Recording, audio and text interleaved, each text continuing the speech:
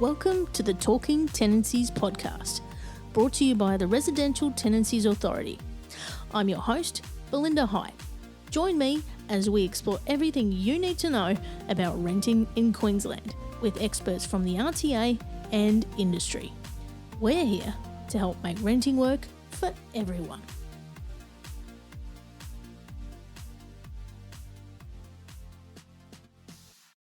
Queensland tenancy laws have undergone a series of changes over the past 4 years, with more to come in 2025. In this episode, we take a look at the rental reform journey from 2021 through to upcoming changes on the 1st of May 2025. Here to walk us through the timeline of reforms is Chief Regulatory and Assurance Officer Kristin Spruce. Welcome and thanks for joining us. Thank you, Belinda. It's great to be here. Now, before we get into today's topic, can you give us an overview of your role at the RTA? Sure. I lead a lot of RTA's corporate back office functions, including finance, governance, risk, compliance, legal and government relations. Additionally, I also lead the regulatory function of the RTA and the project team that implements the legislative change. I've joined the RTA almost 17 years ago in a customer-facing role as senior conciliator, and have spent just over half of my time at the RTA in corporate roles. Well, firstly, congratulations on almost 17 years at the RTA. You would have seen a lot of changes, no doubt, in the sector during your career, which makes you the perfect person to take us through the timeline of reforms today. Now, let's begin with the first suite of changes, known as Stage 1, which began on 21 October 2021. Stage 1 was the Housing Legislation Amendment Act 2021, which introduced domestic and family violence provisions. These provisions support tenants experiencing domestic and family violence to end a tenancy quickly, or if they choose, to remain in the rental property safely. The second part of Stage 1 reforms were introduced the following year, on the 1st of October 2022. These reforms provided a framework for negotiating renting with a pet, expanded on approved reasons to end a tenancy, and the introduction of repair orders.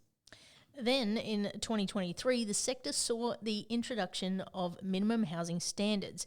Can you tell us about those and what they are for? Sure. Minimum housing standards were designed to ensure all Queensland rental properties are safe, secure and functional. These standards started for new or renewed tenancies on the 1st of September 2023 and for all remaining tenancies on the 1st of September 2024. Minimum housing standards specify that rental properties must be weatherproof and structurally sound, be in good repair with functioning locks, be free from vermin, damp and mould, have adequate plumbing, drainage and flushable toilets, have a functioning cooktop if a kitchen is provided, and include curtains or window coverings for privacy in rooms such as bathrooms and bedrooms. And do the standards apply to all types of tenancies as well? Yes, minimum housing standards are now in effect for all types of tenancies, including general tenancies, moving dwellings, movable dwellings, and rooming accommodation agreements. You can find more information about them on our website. Excellent. Now, 2024 was a big year. Not only did minimum housing standards commence for all tenancies, but also saw further rental reforms introduced. Can you take us through those next? Certainly. Many of our listeners will be familiar with the ongoing reforms, as they've driven most of the recent changes we've seen. There's a lot to unpack in this round of rental reforms, so we'll break it down into three parts. The next phase of reform started on the 6th of June 2024 and included changes to rent and other payments, the rental bond process, and introducing new regulations and enforcement.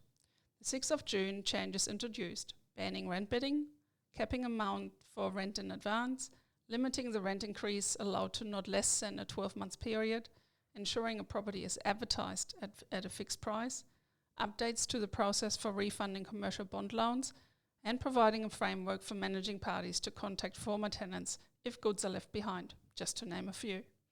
And our listeners can find a full list of the ongoing reforms on our website, if I'm correct. Absolutely. You can learn all about our rental law changes on the RTA's homepage. Now, we've also recorded dedicated podcast episodes for these topics too, which you can search for on our website. Now, are we ready to go through the second round of ongoing changes? Yes, let's go through the changes that began on the 30th of September 2024. The second round of reforms introduced further updates, as well as outlining new regulations and enforcement options for the RTA. These changes include new ways to calculate reletting costs, ways to pay rent that are offered to the tenant, the introduction of a maximum bond amount, evidence required for bond claims, the ability for the RTA to share information with other government agencies and departments, and finally, consequences for providing false or misleading information to the RTA. Remember, you can find further details about these rental law changes on our website. Yes, now, looking ahead to 2025, what changes can we expect as part of the third phase of ongoing rental law changes? Well, Belinda, on the 1st of May 2025, additional reforms will come into effect that will mainly cover balancing privacy and access, the rental application process, and requests for fixtures and structural changes. Now, that's a good overview of the upcoming reforms in May. We'll explore these changes in more detail with a dedicated episode to be released shortly. Thank you for taking us through the timeline of rental law reforms, Kristin. Thank you for having me, Belinda. Remember, you can find out more about everything we've discussed today on our website at rta.qld.gov.au, and keep an eye out for our upcoming episode where we take a deep dive into the 1 May changes. Thank you for listening to the Talking Tenancies podcast. For more information about the Residential Tenancies Authority, visit rta.qld.gov.au.